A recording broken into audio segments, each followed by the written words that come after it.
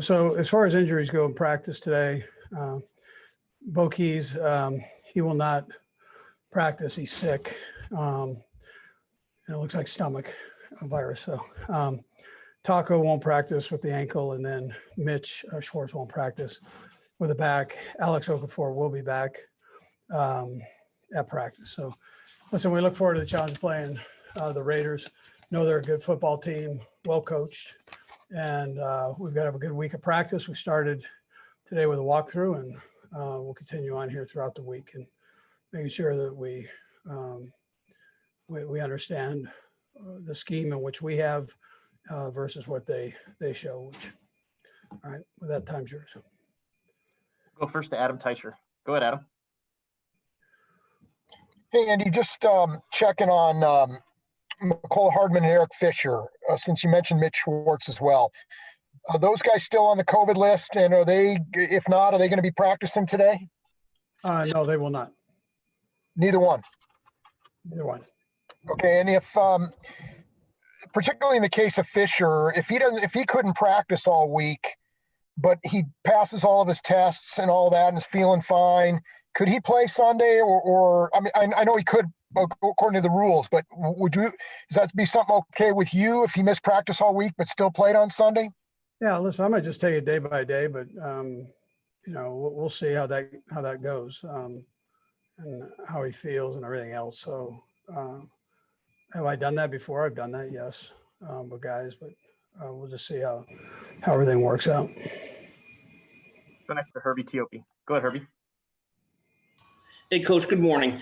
The Chiefs are on the verge of signing DeAndre Baker to the practice squad. I know it's probably not done yet, but what do you remember the most from your evaluation of him last year during the pre-draft process? And what are you hoping he'll be able to bring to the Chiefs? Yeah, well, he was a good player in college. He did a nice job at Georgia. He and McCole Hardman are good buddies. And really, Brett's been doing everything to this point and will continue to do it. So full trust in him to whatever he wants to do with it, we go. And so he and his guys do a great job of evaluating. Other than that, I don't know much about him other than he was a good player at college. Go next to Pete Sweeney. Go ahead, Pete. Coach, I know that the bye week allows you to do a little bit of self-evaluation. Travis Kelce has even a little bit more of a production than he usually has. Is there something you could pinpoint that has led to like this slight uptick in performance this season? Yeah, I don't know that. And it is slight, but he's done a nice job. He works hard. He's got a great relationship with the quarterback. Sammy's been out for a few weeks, so both he and Ten have had more production, and so we like spreading it around to everybody and give everybody an opportunity. But that could have probably worked with the increase part of it. Let's go next to Sam McDowell. Go ahead, Sam. Hey, Andy.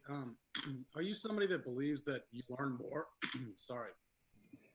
More from losses than you do from wins? And I mean, do you feel like you learned something about after the first time you played these guys? Yeah. So listen, I'm a big believer that you dig in on both wins and losses, and you figure it out. Wins, because you won doesn't mean everything's pretty, but so you go in and you try to learn from both. You obviously with the loss, you get to see how people handle a loss and kind of what they're made of. But that you see the same thing when they win in a different way. So you want to just be consistent, and I try to do that by example. I try to be as diligent as I can with admitting the problems when we win, admitting the problems if we don't, and then saying the good things if we win or lose. There's always a good and bad to it, and so try to be honest with it, and then that helps you get better, I think, whatever direction you go there with the wins or the loss. Let's go next to Nate Taylor. Go ahead, Nate. Hey, Andy, wanted to ask you about just an interesting trend based on the schedule. This is the third straight year you guys are going to play the Raiders after your bye week. I just wonder in the past, what can you take advantage of when you're facing a division opponent after your bye week? Yeah, I mean, that's first of all, that's a unique stat. I knew it, but it's hard to believe that that's what it is, how it's fallen. But oh heck, people say, well, you're after a bye week, you have a decent record. Well, I can't tell you why. I mean, we try to prepare for the team that we're playing after a bye, and this is a good football team that we're preparing for, and we got to go through the same process as if it wasn't a bye. You got to go through and make sure you study and get to know them, and make sure you can correlate the scheme that you have with what their scheme is, and work it. So that's a simple answer, but that's kind of how we go about it. Go next to Sarin Petro. Go ahead, Sarin. Just a quick kind of housekeeping, Coach. Did you mention Rankin as far as practice? No rank. Yeah, those guys that are Okay. that had the COVID thing, they're Right. man. Just wanted to double check on that one. Yeah. Kind of on Baker. Baker, struggled in his first year. Just in general, guys like year 1 to year 2. Are there some positions more than others that they really need that kind of apprenticeship year? Like maybe like Patrick Mahomes was given right at quarterback. Is corner a spot where you really can't know what a guy's going to be till he's been there more than 1 year? Yeah, I mean, listen, there's a bunch of things that go into it. I know when he gets here, he'll see the environment that we have, and he's going to be asked to work hard and keep his nose clean. So I mean, that's what you do, and we're very honest with that and open. And so when Brett deals with that, he keeps that real with these guys, whoever we're bringing in, but anything else isn't acceptable. I mean, that's how we go. So Got time for a couple more. We'll go Matt Derrick and then Sam Mellinger. Go ahead, Matt. Hey, Coach. Today's offenses, and especially yours with the RPOs and a lot of the other concepts you run, require a lot of decisions from the quarterback. I'm just curious. I mean, as far as the decisions the quarterbacks have to make today, how many more are there than maybe there were 20 years ago when you were first starting out? And when did you see that Patrick was the kind of guy who could make those quick decisions? yeah, so the run game is probably the thing that's a little bit more difficult than what it was in the past, just with the options that they've got to understand there. Not that you didn't have checks you could get in and out of before the RPO game came in, but I mean, you're literally throwing the ball and trying to find voids, and you got to know what the defense is and how the offense exploits that zone and so on. So, that part's different. I'm not sure the pass game is much different. I think it remains the same. Now, I had a chance to go back through to answer your question thoroughly. I mean, to look at the 1958 championship game and analyze that. Well, the pass game is more sophisticated now than it was back then. It might be more now than it was when I first got in the league because of the quarterbacks throwing the ball more in college. So I'd have to go back and kind of go back through my old notes to work through that because we're kind of in the present. But it's, but I think that there are a lot of things that correlate from what we were doing, what I had been doing before with the West Coast to what we're doing now. There's some base fundamentals that correlate to it. So We'll go last to Sam Mellinger. Go ahead, Sam. Hey, Andy, I hope I ask this in a way that makes sense, but when you're going through a week of game prep, how much of your work and your focus is specifically on the opponent that week, and how much is more general, broad, like let's get better, let's work toward having the best version of ourselves in January? Yeah, so if you're playing for me, I'm going to try to exploit your strengths. I'm going to try to coach you up on whatever your weaknesses are till I feel comfortable that they can become a strength in a game. And then we're going to try to utilize those and work it in versus whatever that team is doing in the run or the pass game, and try to give you an opportunity to show and help us win a game. So, I guess it's twofold. You got to know what everybody's strengths and weaknesses are, and you try to put them in a position where we can be successful and what we do best and what an individual player does best. And then against whatever defense and in my case, defense, in Spags' case, offense, so. Hey, Patrick, I know there's a decent chance Sammy could be back in the mix this week. In your eyes, what did you guys miss when he was off the field, and how does he raise the level of the offense when he is on the field? Yeah, I mean, he's someone that is just he's a threat in every way. I mean, the way he's able to catch the ball in traffic, the way he's able to catch the ball and have this breakaway speed and still be able to score and be a big body. He's someone that we utilize a lot in this offense. So hopefully he's back out there and we're able to incorporate him with the good stuff that we've been doing lately, and he'll be up to speed and ready to go. Let's go next to Nate Taylor. Go ahead, Nate. Hey, Patrick, I asked this to Andy a little bit ago, but the idea that you're playing the Raiders for the third straight year after your bye, I just wonder, what did you sort of see that you could take from that bye week that was to your advantage when you played the Raiders in those two cases the past 2 years? Yeah, I mean, I think just playing them so many times over my career so far and being a divisional opponent, you start to configure a game plan. I think they do a good job with their defense coordinator of throwing a lot of different stuff out there, a lot of different coverages, a lot of different blitzes. And so for me, just trying to build a memory bank of stuff that they've done to me in the past, and then at the same time be ready for stuff that he could present to me during the game this year. And so it'll be a great challenge for us, but we're excited for it. Go next to Adam Teicher. Go ahead, Adam. Hey, Pat, just wondering, you're preparing for the Raiders, obviously, for the second time this year.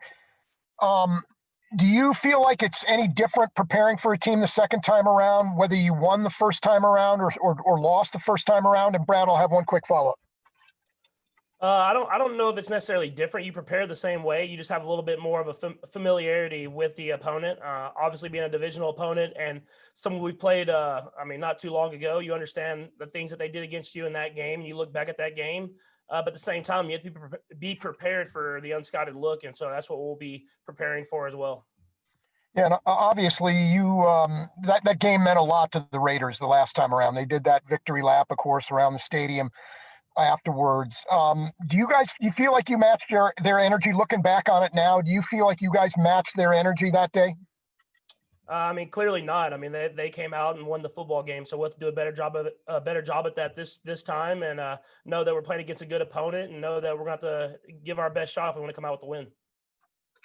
Go next to Seren Petro. Go ahead, Seren. A couple of quick ones. First of all, specifically to the victory lap, right? We've heard some of the comments from Coach on Monday and Travis yesterday. Just your thoughts, what your reaction is, the Raiders taking the bus around a couple of times? Yeah, I mean, if you're not ready to go in this game, I'm playing a divisional opponent, playing against a good football team, it's going to mean a lot going towards the AFC West standings, then you're not in the right sport. So, I mean, for me, it's just as important as any other game in the division, no matter if they took the victory lap or not. Let's go next to Karen Kornacki. Go ahead, Karen. Hi, Patrick. I'm always intrigued by this Raiders rivalry. Did the game last time kind of up the ante in this so that, not, like you said, not that you need to get more amped up for this opponent, but it is a rivalry. It is the one the fans hate to see win. And did last time out kind of rev it up a little bit? I think anytime you lose to anyone, the next time you play them, you want to win the football game. And so in this league, when you're in the same division, you get that opportunity. So we're excited for it, and we'll be ready to go. I promise you that. Let's go next to Sam McDowell. Go ahead, Sam. Hey, Patrick, on this one, if the answer is no, the answer is no. But I am wondering if you learned something about yourselves from this game, this loss against the Raiders the first time, that maybe you wouldn't have learned otherwise had you not played that game.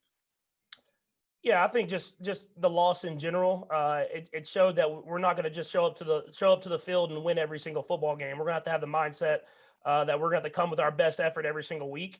And I feel like we've built on that the following weeks after that. And luckily enough, we'll get another chance, and we'll hopefully come with the energy enough to beat a really good football team. Let's go next to Todd Levo. Go ahead, Todd. Hey, Patrick, the Raiders got after you pretty good. Got you sacked 3 times and a whole bunch of pressures last time. When you went back and evaluated that, how much of that was your execution as a team, yourself and your linemen, and how much was it them out executing you and making some plays? I mean, of course they have a lot of great football players, so they're going to make plays here and there for sure. But when you look back on the game, there's probably some times I should have probably got rid of the football. So just trying to know when to try to make these big plays happen and know when to just get the ball out of my hands is something that I battle with every single week. Looks like we've got 4 hands left. We'll go Harold and then straight down the line. Go ahead, Harold. Hey, Patrick, I recall back in Tennessee when you lost a game during the regular season, you kind of took it out to this tune of 14, 15 straight wins. What is it about losing that over your course of your whole career that just motivates you to just not lose again? Yeah, I think just being able to put the work that we put in every single day, when that doesn't pay off and you lose football games, I think it kind of burns you a little bit more to work even harder. And so for us, we have a lot of guys in this team that like winning, and we're going to try to do whatever we can to win every single time we're on that field. Let's go next to Matt Derrick. Go, Matt. Hey, Patrick, Coach Reid's offense requires you to make a lot of decisions, especially, with the RPOs and even just, reads. I'm curious. I mean, the plays that require you to make the most decisions, are those fun for you? I mean, is that, the ones that you look forward to the most? Yeah, I think the offense in general is challenging, and it's something that you have to come in every single day with the mindset of preparing as much as you can so that when you're on the field, you can have success. And I think that's the best part about it is with it being so challenging and so diverse, whenever you get it down, it makes it easier when you get to the field on game day. So I just get excited every single time we come in and get a new game plan, and I understand why we're calling the plays because I know that they're going to work on Sundays. Let's go to Ellen McNamara. Go ahead, Ellen. Hey, Patrick. So I'm doing a really light story on a Chiefs baby boom post Super Bowl. It's something that every city talks about after a big Super Bowl win. And now these babies are starting to be born, certainly now and in the next couple of weeks. Can you just talk about, what it meant to the city? Is this exciting? What is your reaction to a number of babies being born because of the Super Bowl win? And then also, have you heard of anyone naming their children recently after you or any other Chiefs players? Thank you. I haven't heard anyone naming their children after me or anything like that. I mean, that'd be pretty cool. But at the same time, I understand that a name's important for kids. So the baby boom, I mean, it's really cool. I mean, to have this fan base and the passion that they show every single year, year in and year out, and for them to be that excited after the Super Bowl, I mean, it really is a special feeling. And hopefully I'm still around when those babies get a little older and they can grow up in the Chiefs Kingdom with me. Let's go last to Darren Smith. Go, Darren.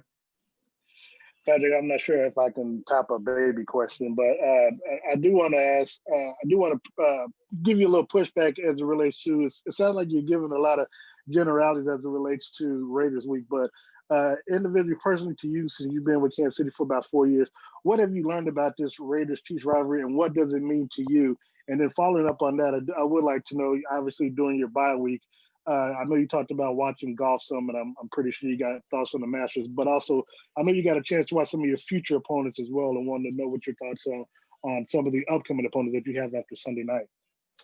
Yeah, as far as upcoming opponents, I think the big thing that we kind of do is focus on week by week. I mean, you watch other games, you watch some of these great opponents that we're playing with these winning records coming up. At the same time, you have to give the respect to the team that you're playing, and that's the Las Vegas Raiders. And so we know that we're gonna need all our attention there.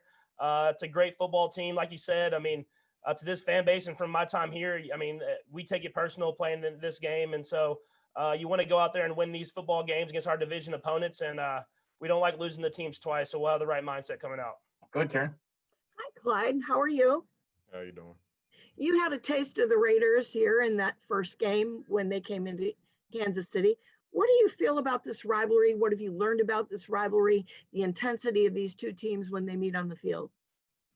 The intensity is going to be there, and it's not just through us, but it's just through the NFL world. So just ultimately we're coming in to compete, correct the things that we need to correct, and go out and compete and try to win the game.